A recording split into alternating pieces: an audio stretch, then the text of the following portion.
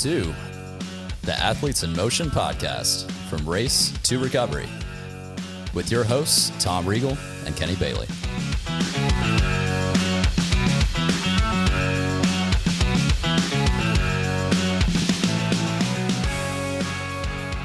Hey, good morning, Kenny. Good morning, Tom. How are you? I'm fantastic. How are you today? I am doing fantastic as well. Great. We have a wonderful guest, Beverley Anderson-Abbs, to join us today. Welcome, Bev.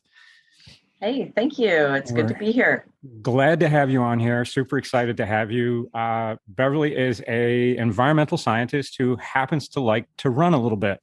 And when we say run a little bit, like run all the time, like ultra running.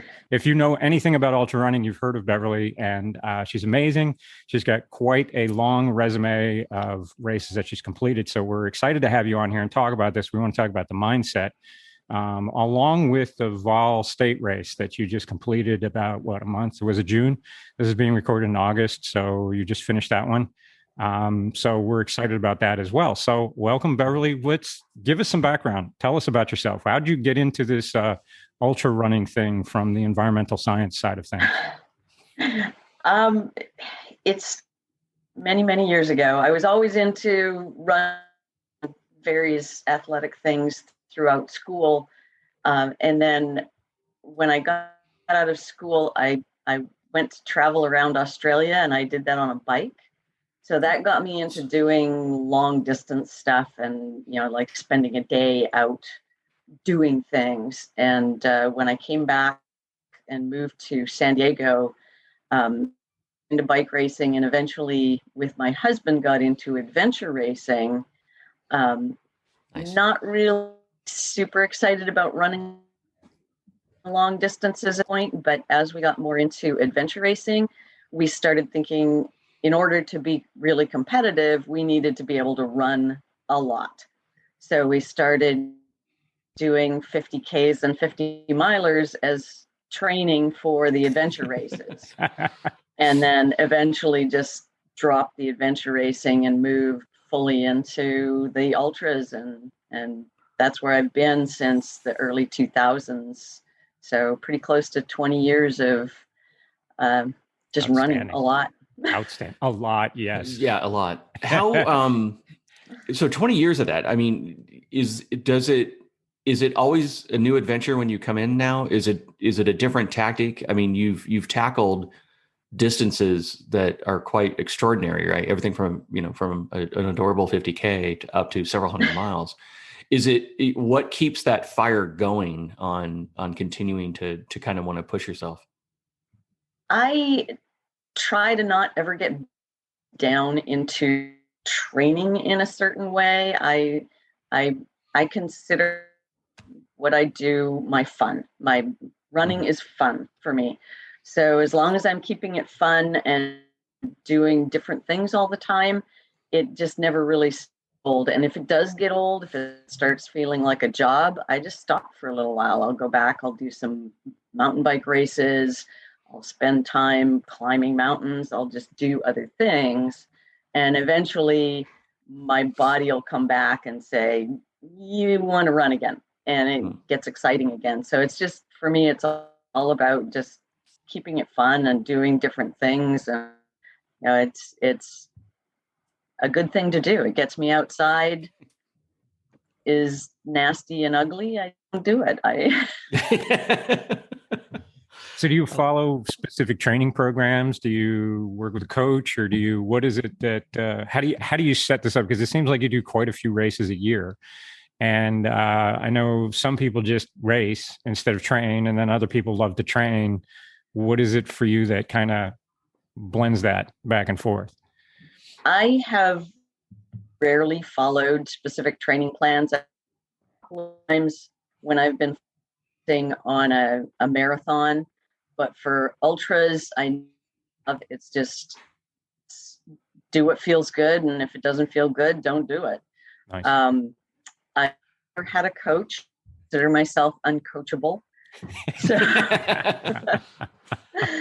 because I know if a coach said, don't do that race, or don't race your mountain bike, or don't climb that mountain, I would laugh and go do it anyway. So I've never up with a coach because of that.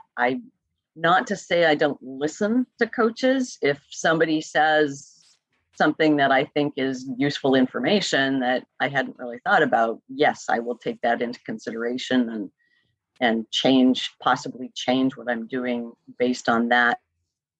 I literally consider myself because I'll do my own thing anyways. Does your husband know that too? Like, does he try to coach you, or is it more of a subtle kind of thing, or vice versa? Do you coach no, him? he wouldn't even try. Smart man. Yeah, smart actually, man. A certified coach, and I've tried to help him, and it's no. I've tried coaching him, and he totally ignores me, and then same thing for else, and we'll do it. So. Done that a long time ago. Yeah. As you started, I'm curious to know about sort of those folks that gravitate towards distance, like these types of distance. I mean, you can, there's people that are like, look, I want to try a half marathon. That's a goal, right? That's a big deal, right? And we're excited when we have people that are, walkers are just now getting off the couch and want to do their first 5K. It's just as exciting for them. It is. For you, when you come across a 50 miler, that sense of accomplishment. But was the Australia trip just kind of shown you that you have that kind of slow twitch sort of, mentality that can keep going? Or is it, you sort of, I guess the reason I'm asking, because I'm a fast twitch guy trying to do an Ironman, which I have no business doing. Right. So, because I tend to like to do the faster, shorter stuff, but I'm trying to train myself, if you will, on the longer stuff. Did it just come naturally to you, or have you seen other people that you've raced against, or that you've seen at races that struggle with that as far as those distances? Or is it just you got what's in front of you and you just sort of go and you're okay with that? I'm curious to know about that part. Wow. That's probably a way of thinking about it that I hadn't really considered before, but I suppose it's been just kind of natural for me to be able to do that kind of stuff. And, when I get into these longer distances, I can go at that low level of physical output. But when I start getting into night travel, I am not good with sleep deprivation. So that's been something I've had to overcome with these longer events. And, the first couple of times that I did Ball State and then Heart of the South, I done them with my husband, Al. And I was the one who handled all the day stuff. If we needed, extra water, if he needed help with his salt intake, if he was, I took care of that. The night was his to take care of me and, keep me from wandering into traffic when I was falling asleep. Wow. Things. So that's always been something that I've had to overcome. And even when we were doing adventure races, I can remember adventure races where we were going overnight and I would literally be sleeping as I was walking and the guys on the team would just keep me going in the right direction. Wow. Because that was me. So, out there, it keeps going on and you get into a routine of it. And, for something like Vol State, it's just looking forward to the next town. It's looking forward to the next telephone pole, whatever, just to keep yourself moving through some of those situations. But, the longer you go, the more adventure there is in it and the more interesting things you come to it. So it keeps you thinking, it keeps you moving, looking forward to those things. For those that don't know, give a brief explanation of Vol State. What does that race entail? Vol State, the full name of it is the last annual volunteer state road race. Rolls off the tongue. Yes. It does, yes.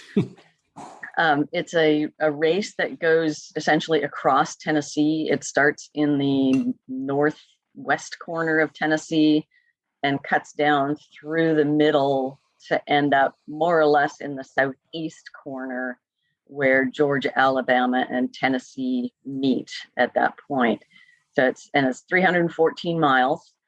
And for Vol State, you can choose to run either crewed or screwed.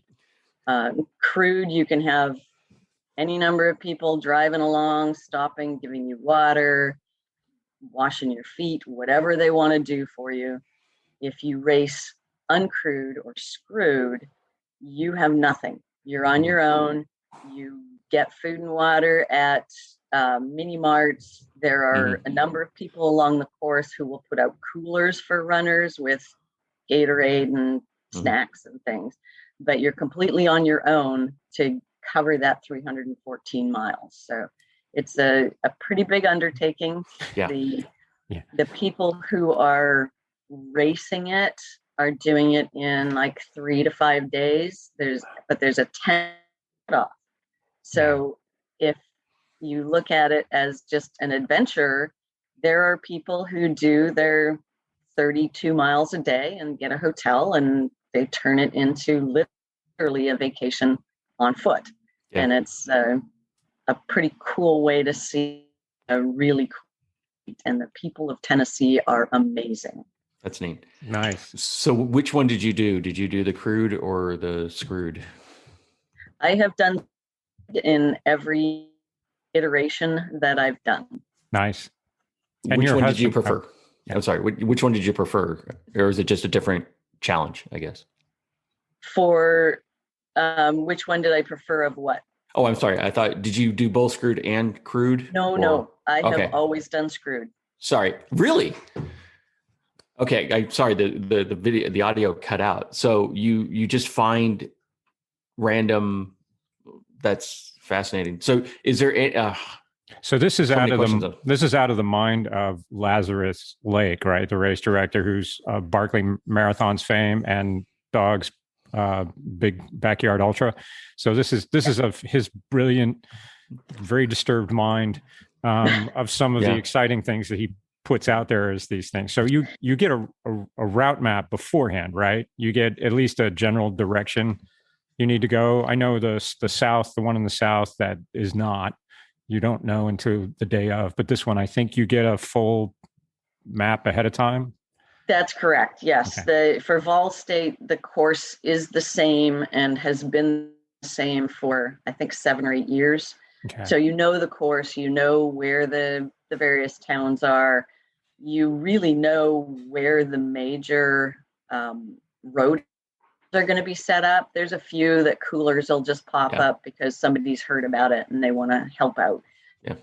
But there are a few what are called road angels who want to really help out the runners, and they'll set up, pop-up tents and cots and have food out there. I went through one and they had a microwave oven where they had nice.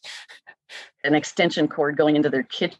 You could heat up soup outside for you, and blankets awesome. And towels. So it is a very well event. The new one, the last annual Heart of the South, he's changing that course every year. So I've done it twice, and it's a completely different course each time. And the reason for that is he wants people to not have the assistance of those amazing road angels and really be on their own for that event. Kind of backfired on him because so many people found out about it that they found out where the course was the night before, and they were still coming out and helping the runners on Heart of the South. So super friendly people out there. Darn Southerners, I know. They're so nice. So nice. They should do this in New York. It's amazing. Much fun for them. So, do it in the Northeast. Do it in Boston, right? The heck. There was one point, Heart of the South this year, I was running with another guy, James Fleming, and we were cruising along the road, and a sheriff's vehicle turned on his lights and pulled into a parking lot that we were coming up to. And we were like, oh my gosh, no, what is going on? And as we get closer, he gets out of the car with a couple of bottles of body armor and says, I just want to make sure you have a good day here. That's great. Nice. Whoa. They kind of pop up out of nowhere, and it's just an amazing experience. I think that kind of gives you a good sense of feeling about the country sometimes, even when everything else seems to be in complete turmoil, that there's still a little bit of some nice people out there and people care about other people. I think that's probably fun. Makes it really more is. enjoyable. Yeah. And, over this last couple, it's been a real positive infusion of that. Nice. To be able to go over to Tennessee and have that kind of love pouring out, helping all these people just doing stupid things. I mean, really, we're running down highways in the storms and everything else. So no kidding. Yeah, no. Is there so to me, there's quite a big of a jump between like doing a 100-miler and doing 312 across the state unassisted. Like, is at some point in time on the mileage, it just doesn't matter? Like, to your point, I have this theory where, like, when endurance folks, you get to this sort of plateau and you try not to get, if you spike up, that's when things go wrong. But if you can just stay on that plateau, is it after 100 miles it gets silly, or is it after like 150 it gets silly? At what point does the mileage not matter, or does it always matter? I guess would be the question. On something like Vol State or Heart of the South, I would probably argue that once you get past first day, it doesn't matter. Okay. Distance doesn't matter. You're just moving forward. So, the first is different for everybody. For me, my first day at Vol State, the first 12 hours was like 57 miles.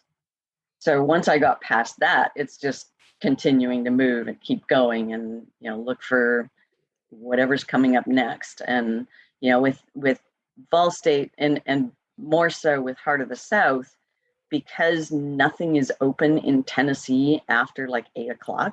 It's true. It's like Tennessee closes at 8:00 at night. Yeah. You know that you're going to be completely on your own through the dark. And you just, you have to be aware of that, prepare to have enough food and fluids to get another 12 to 40%. And that's, it's just kind of continuing forward and keep moving with everything you've got. They don't open up early either. That's the other bonus is like 6 a.m. No, 8 maybe, kind of rolling around 9-ish. Right. So the South is really nice between 9 a.m. and 9 p.m. Is that what we're hearing? So that's solid 12 hours. Really nice people. After that, leave us alone. Is that the whole idea? Much. Yeah. Very good. So with that, what was it? Is it, they always say that on triathlons anyway, that nutrition is a fourth discipline, right? It's is that the same when you start? What point is it mainly nutrition, or is it hydration? What are those things? Is it blisters? Is it all the above? Probably, I know, but like, we were going to ask you, like, what's your latest rash, right? Because that's probably chafing is a big topic for chafing. Us. Yeah, so we just chafing and pea color. Chafing in. That's the word we were trying to figure out. That's our bingo. That's our bingo word. With that, what is it that after so long, is it the touch points? Is it those things that normally are just like, okay, it starts getting bigger, or is it neuromuscular? Is it GI? What do you get scared of? Not scared of, but what do you start paying a lot more attention to? It is so different in every event that, I mean, it's hard to pinpoint it. This year, because in Vol State, because it was raining so much, I had huge problems with my feet. I had blisters forming. I had trench foot starting.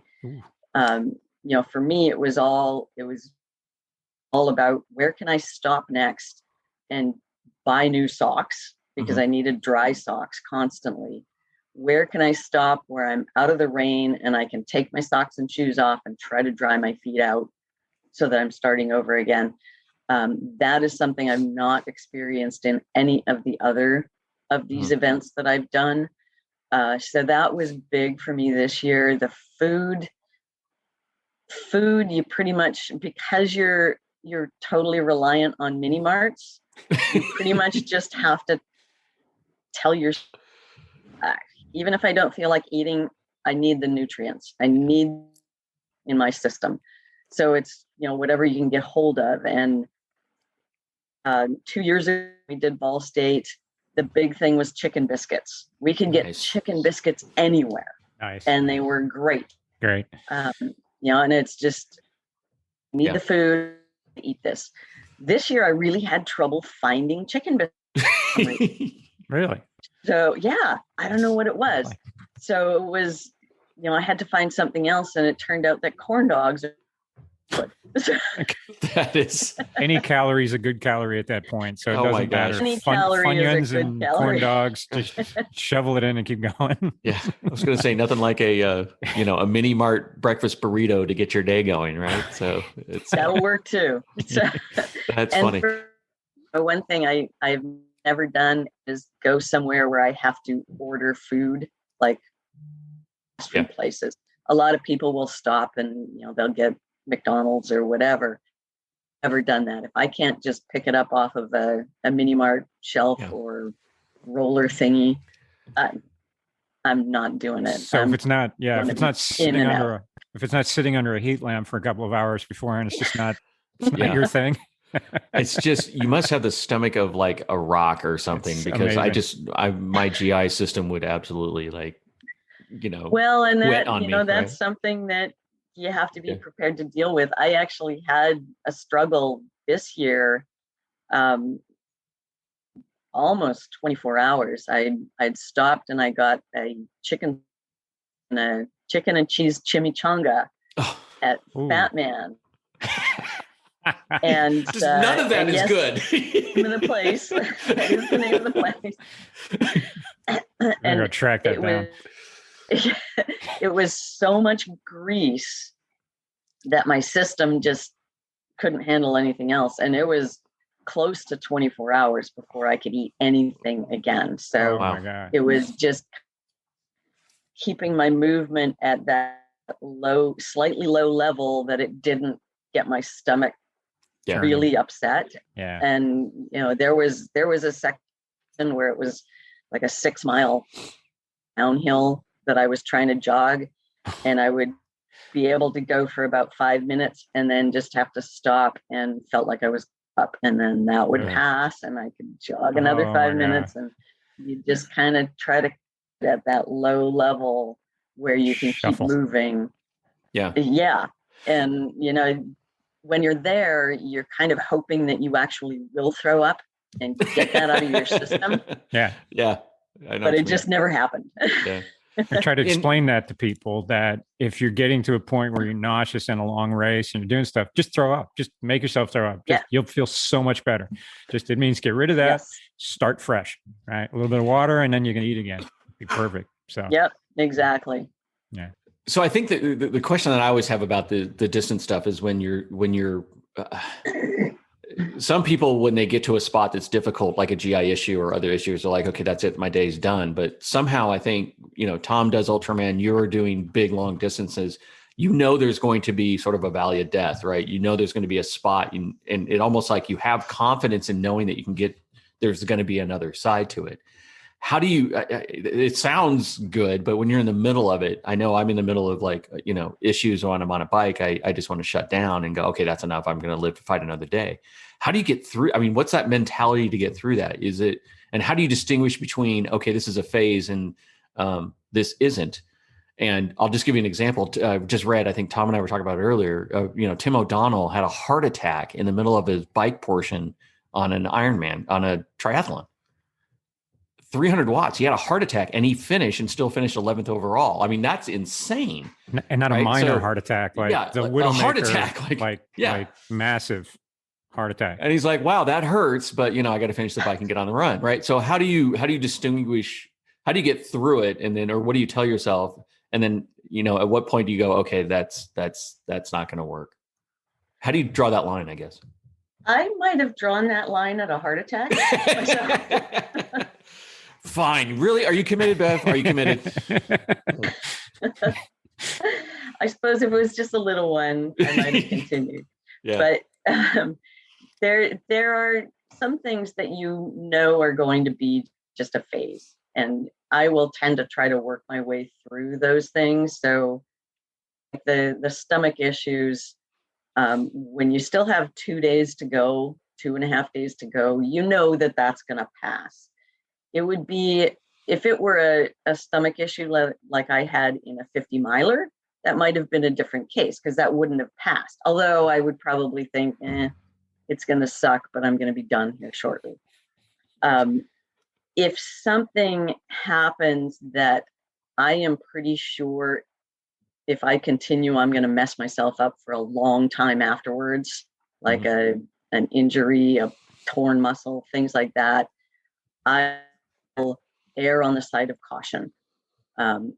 If I were 20 years younger, I'd probably push through things that I know are now I know it's going to take a really long time for me to recover from certain types of injuries. So I will tend to pull out. And that, with the last annual Heart of the South in June this year, I was in the front. I was winning, running with James Fleming. We were doing like a 6-mile downhill out of the mountains, and I felt a pop behind my knee and, kept going. It wasn't super painful. About an hour later, I sat down to do some stuff with my feet and noticed the whole back of my leg bruised and swollen.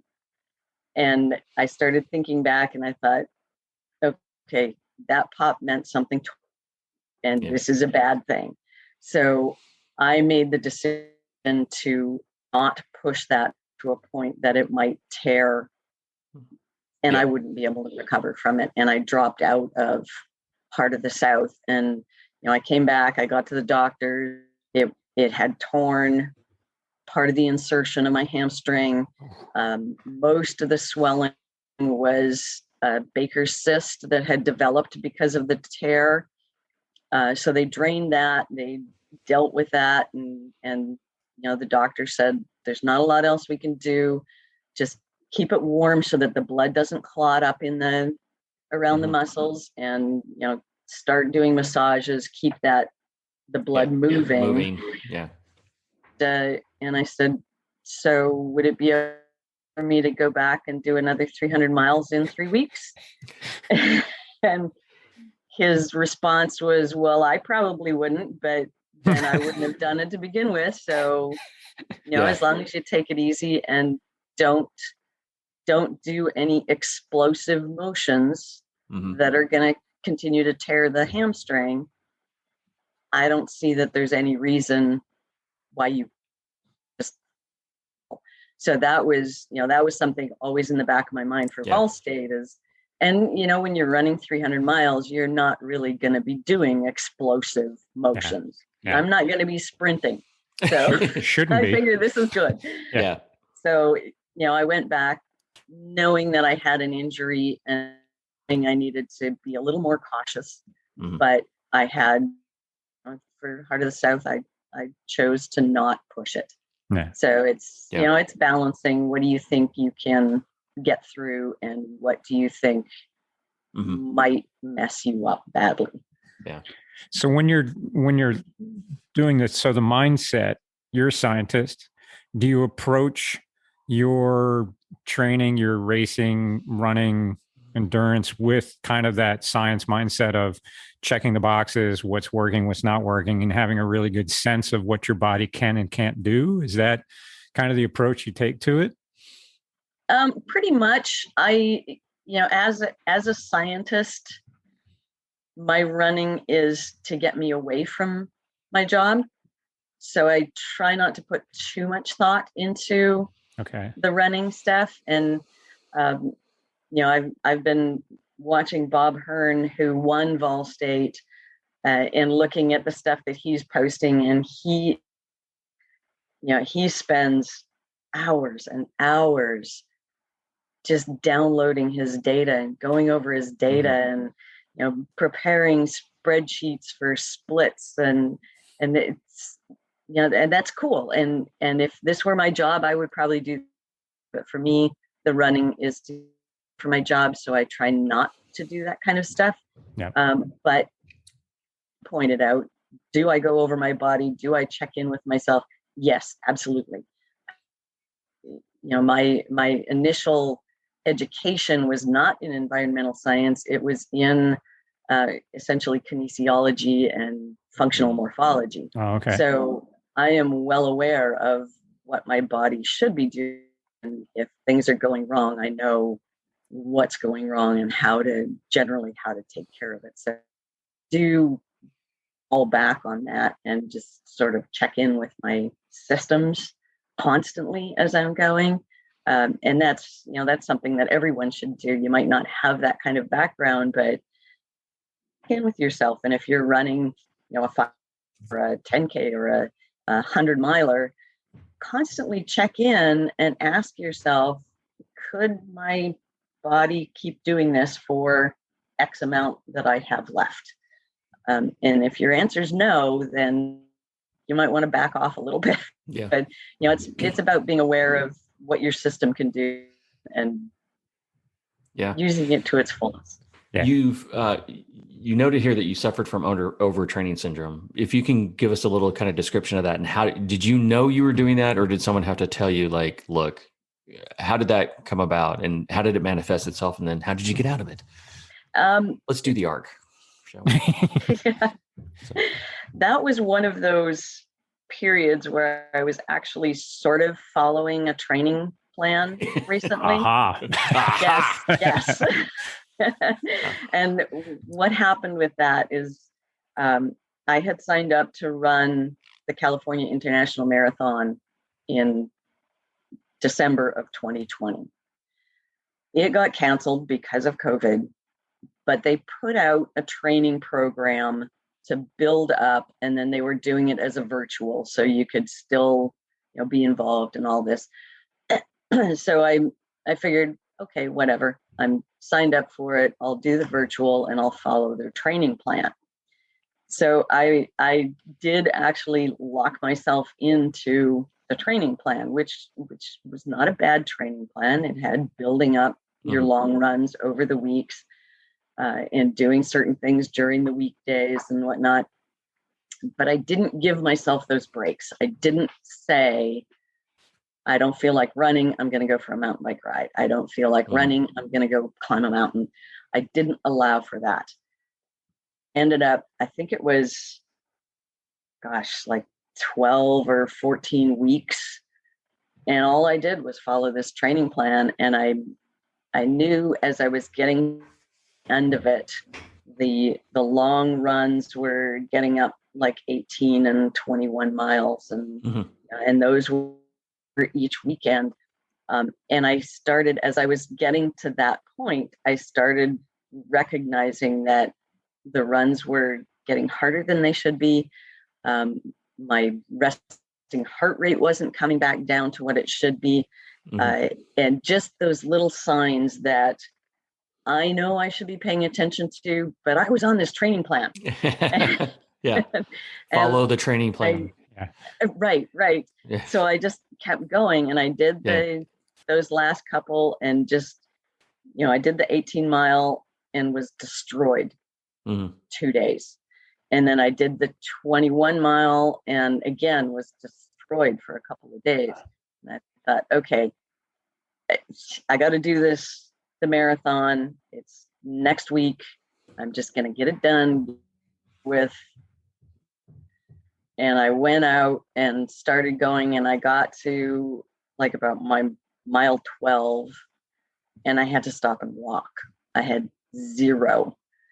Wow. And I got to mile 13, and Alan had passed me and was now ahead of me on our little virtual course. And I got to 13 and turned around to head back. And at about mile 17 or 18, I was catching him. So I had been able to pick up after walking for a mile. I'd been able to pick back up and keep going. And I kept going, and it was just a slog for me. And my pace was gradually getting slower and slower and slower. But I made it. I did my 26.2 miles and added a little extra to make sure it, loaded properly on Strava and all those stupid things you have to deal with. And I had set it up so I would end and I'd have about a half a mile to walk home and just do a bit of a cool down that way. And I finished it and I started walking home and my legs just went into these horrible cramps. Wow. And by the time I got home, my left leg had seized up so badly I could barely walk. And, I got into the house, I showered, I laid down for a little while. And when I got up, I could not walk. Oh. I couldn't put any left leg. And that was it. And my whole system had just completely shut down. And for me, I think it was like 2 weeks before I even tried to run again. It was the next day I ping poles because I couldn't put on my left leg. I messed that up so badly by pushing through what I was dealing with. And I went out and I did like a half a mile at a 40-minute pace. So 20 minutes to go half a mile. And I was excited. And then the next day I got a mile in 20 minutes.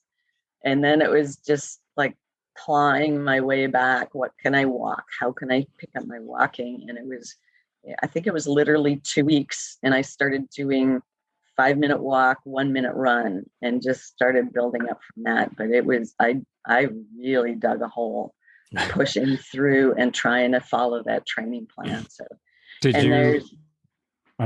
you change nutrition for that recovery period? I mean, to bounce out of this overtraining, I mean, is it not just a little bit of rest and kind of slowly getting back into it again, but did you have to eat differently? Did you have to more protein, more carbs, something along those lines? Or did you just keep going? Yeah, didn't change what I was eating.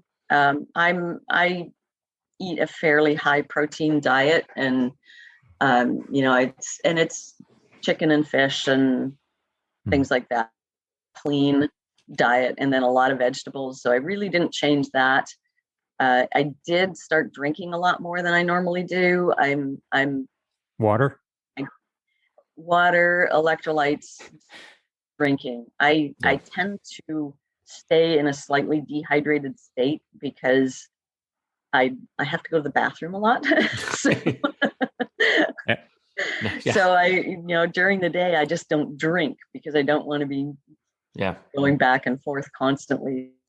But during this period, I really was making sure that I was drinking constantly, electrolytes, just water, whatever, just keeping the fluids in my system and making sure I didn't go into that slightly dehydrated state for a few weeks of that. But it's hard to claw back out of a situation like that. And, the big thing for me, the way I can detect where I am with the whole overtraining, my normal resting heart rate is in the low 40s. And after that horrible marathon, my resting heart rate was sitting in the highs. So once it got back down to the 40s, I figured, okay, I'm getting back down and I could start my training again and do those things. But that's something that's very important for people to watch is, what is that resting heart rate doing? There's a lot of things you can look at, but that's one of the key pieces of information to know if you're overtraining or not is that resting heart rate coming back down. Yeah, because if you're just tired and you just unmotivated to get out is not the same thing. But if you can see that you've got everyone is tracking their daily, numbers, whether they've got the full on whoop thing going on or whether they're just tracking it with others.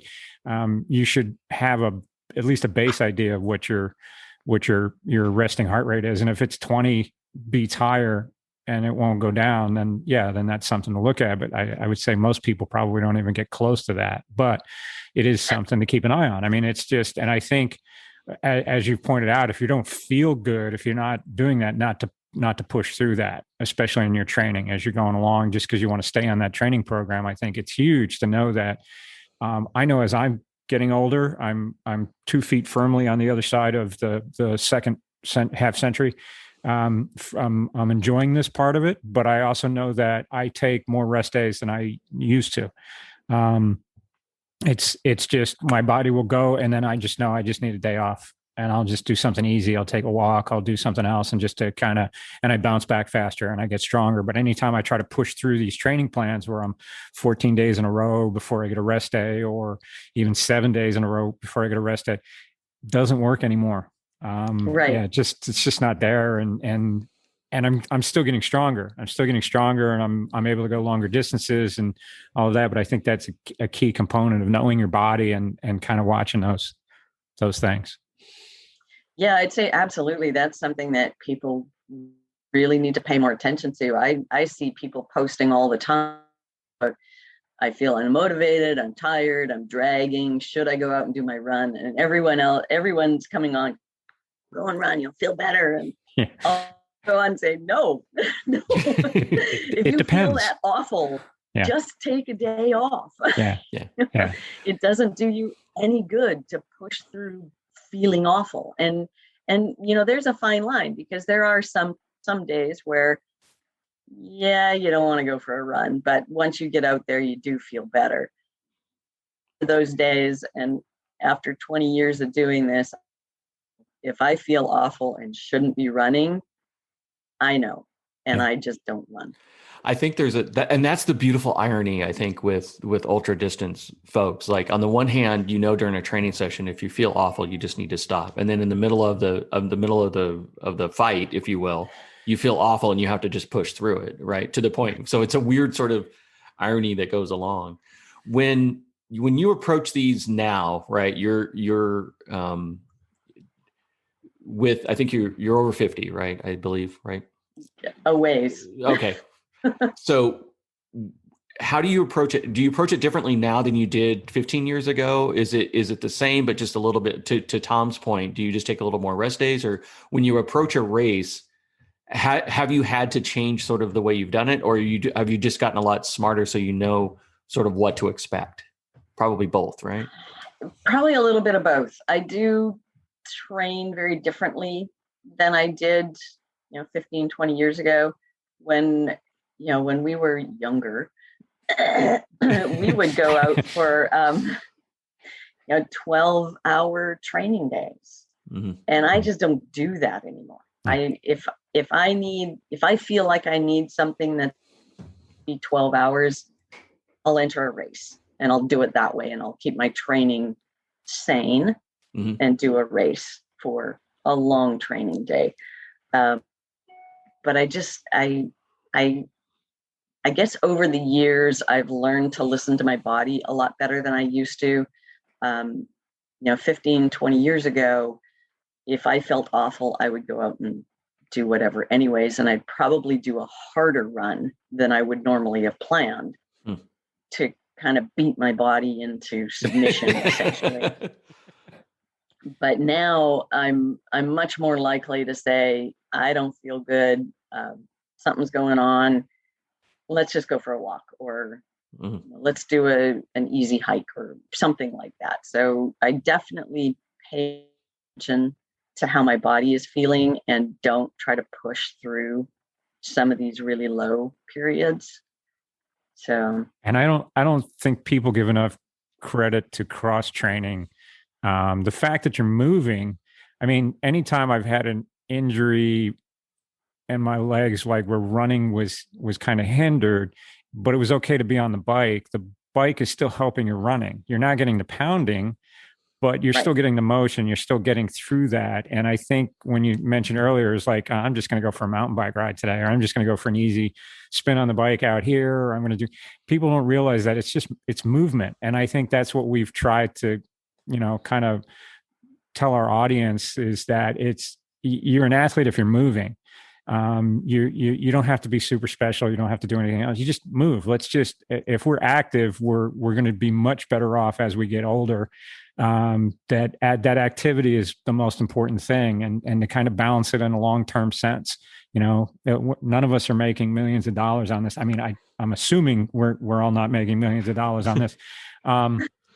So I'm personally don't have a paycheck tied to it. It'd be great if there was, but it's more for a lifestyle. It's more for fun, and it's more because we feel good about it. So I think more people need to understand that movement is key, that those training days can be easy. Maybe it's you just do a few laps in a pool, but you kept your body moving and you did that and you just broke up, made it a little bit different. You didn't get that repetitive running all the time. So yeah, I think people need to give a little bit more credit to that. Yeah, I would agree with that. I'm part of what I've adding different things into my training, and I don't call them training. I do go for a bike ride. We jumped to a mountain bike races this year, and all my running friends were like, "Oh, what? You're not going for a run?" It's like, you go for an hour mountain bike race, you're getting a whole lot more of that than slogging out 6 miles of running. Yeah. So, it's been a move back into multiple sports. A couple of years ago, into a house with a swimming pool, which I had sworn I never wanted a house with a swimming pool, but it was a cool house. We liked everything else about it. And then I said, if I'm going to have a swimming pool, I'm going to swim.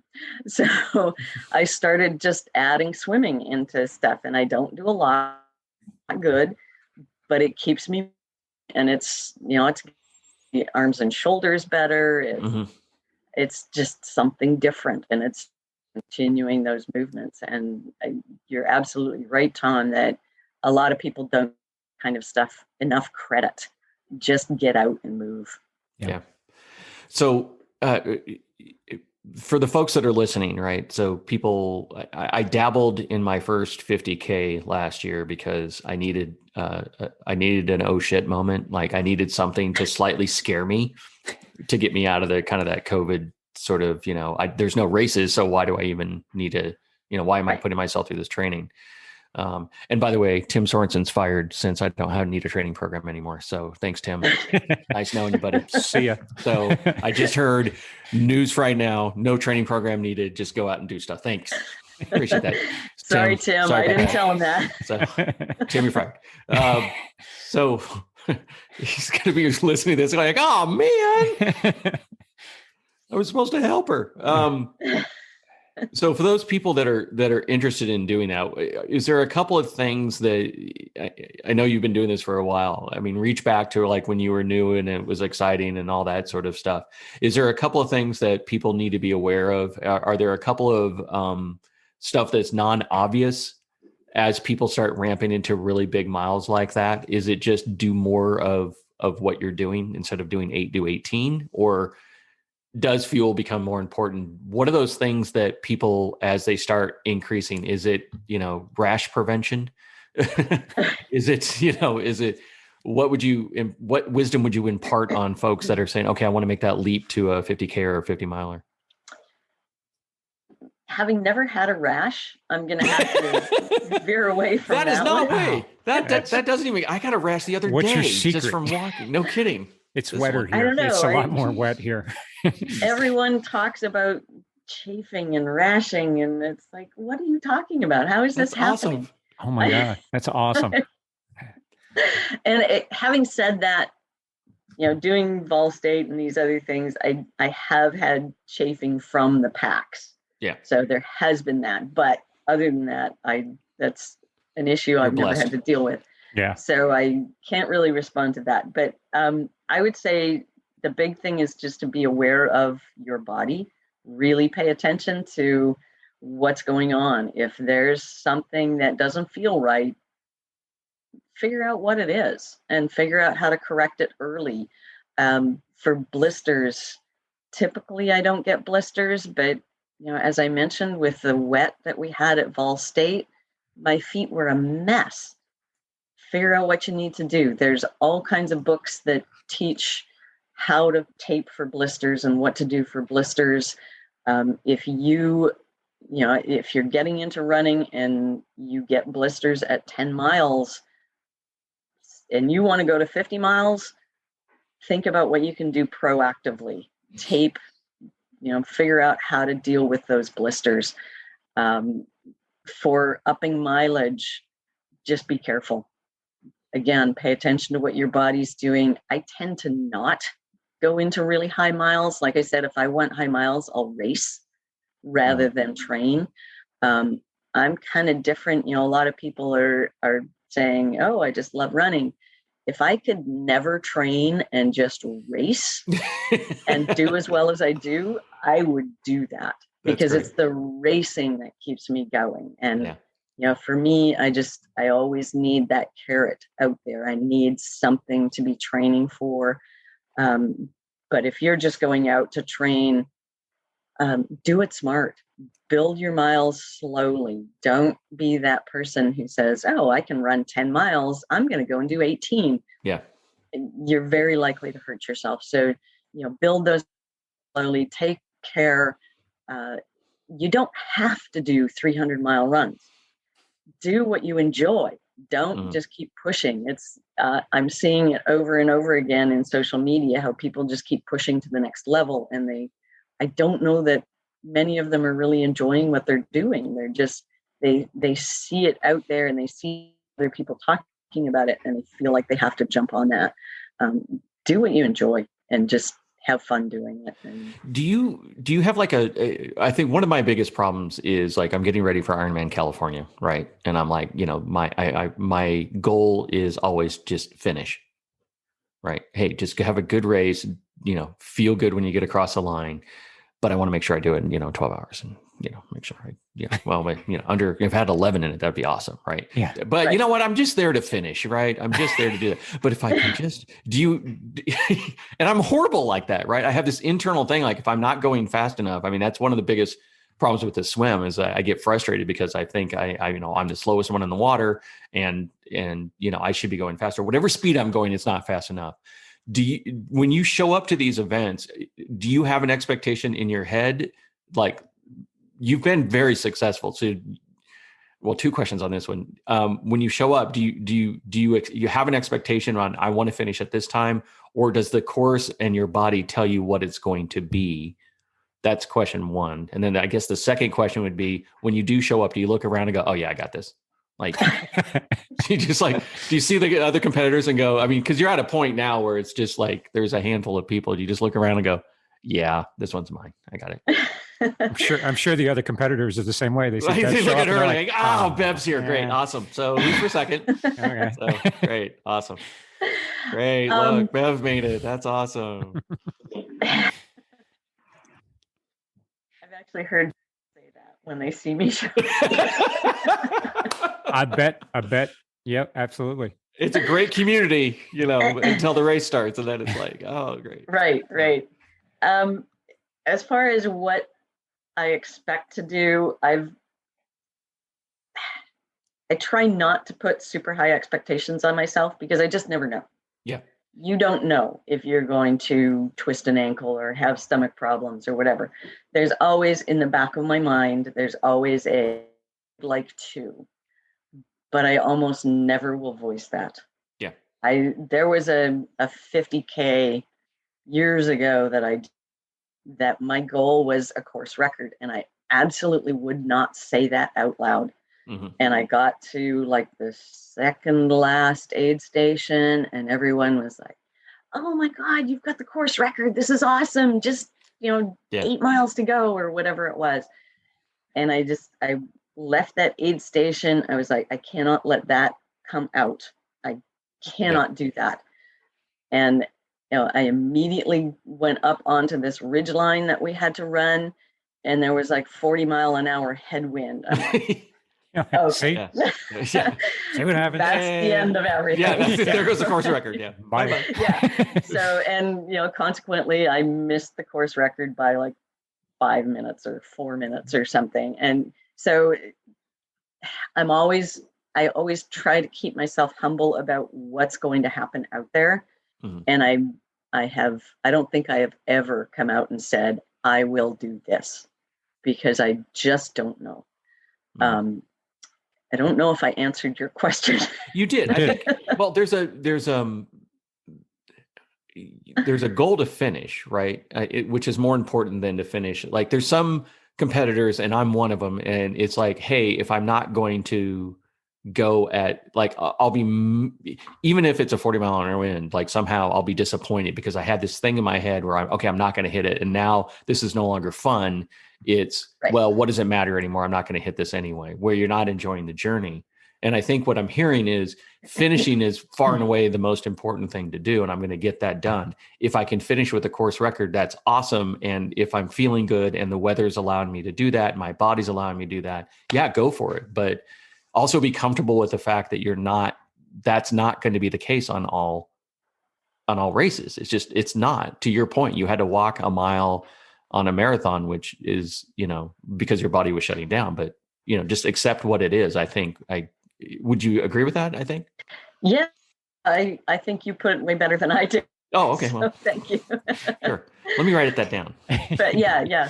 I would go back and listen to Ed and just hang on to that. But yeah, it's important to me to the journey and have, like I said, I do have those little goals in the back of my head, but I very rarely say them prior to an event. And I've been accused of, hiding things and cherry picking and, not saying what I'm thinking and, all kinds of things because I won't come out and say I'm going for a course record or I'm going for a win or because I just don't feel comfortable putting that out. Sure. Even though it's in here. Is there a mantra that you have when you're in the middle of these things? Is there something like you tell yourself? Not really. I suppose it's probably different every time. If I'm really struggling with something, I just try to pick up my spirits somehow. At Vol State in 2019, when Alan and I were going through the night and starting to drag and not do what we needed to do, we came up with the Walking with Purpose songs. Yeah. If I'm starting to just kind of slog along, I'll bring that up and I'll start singing the Walking with Purpose song.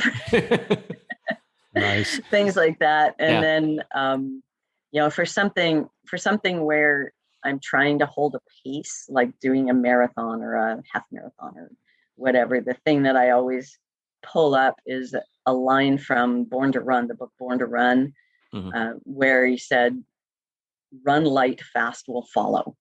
Okay. So I try to bring that up, and you can, when you start struggling and push, you're starting to run, you can feel a very different feeling in your run. Yeah. And I find that if I can get myself back up and start running light again and, pick everything back up, pull it all together, you do pick up your pace fairly quickly. So sort of a mantra that I use on more road-based events is just I love that light, one. Run light. Yeah, run light. I think that's a great one.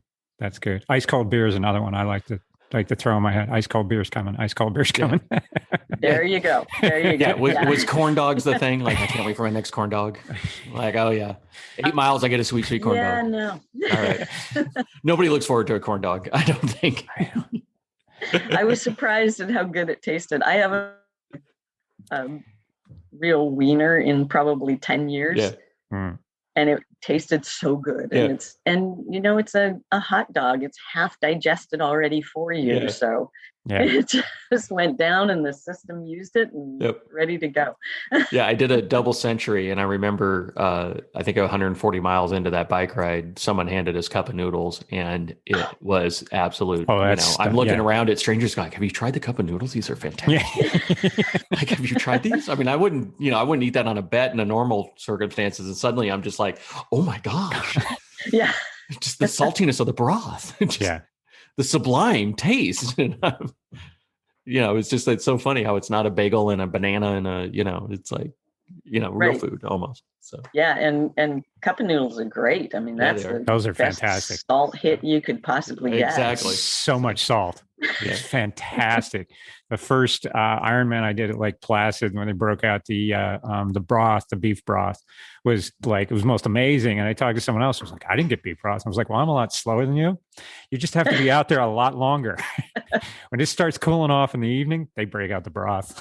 Right. Yeah. Yeah. I remember the first time I ran Western States when I got to Green Gate. It was dark. It was night, and they had broken out the potato soup. Oh, that sounds amazing. That sounds gave me this potato, and they asked, "Do you want some potato soup?" And it's like, really? Yeah. Really? Yeah. And they handed me this cup of potato soup, and it's like, oh my gosh, this is the most amazing thing I've ever tasted. Can I have more salt in there? Where's the salt shaker? It needs a little more salt. It just gives you that kick. It's just well, awesome. On that note, thank you very much for joining us today. This has been a fun conversation. Absolutely. Yeah, it's a pleasure. Really, really, thank you for coming on. Well, thank you for having me. It's been fun. I hope the cutting out of my computer didn't destroy anything, but nope, that's fine. That's fine. We'll have a transcript as well. We'll have the transcript out. This will be out. Hopefully it'll come out on our YouTube channel if I can get that finished. And it'll also be out audio wise. So I want to thank everyone for listening. Give us your comments, your thoughts, your feedback. Any of that 5 stars would be a great review, because I think we're doing a good job. I think it came out pretty good. And that helps the algorithms. That helps more people find it. And the podcast has been growing. We've got some international folks that are listening, which is cool. So nice. As we're having fun and learning, doing this thing, we really appreciate everybody for chiming in. So it's fantastic. Bev, thank you so much. I look forward to next year. You can do Vol State again. I'm in Heart of the South. Heart of the South. Okay. Next year. Well, the next Fall State, I'll keep an eye out, because I'll come out and cheer you on in the course someplace. So as you come through our state, I'm really enjoying being out here in Tennessee and finding all the cool, fun things that people do. So we look forward to following you, and best of luck in all your races. And maybe we'll have you back on again. You can tell us more war stories. Cool. Thank you. That was great. Fun. Thank you. Great.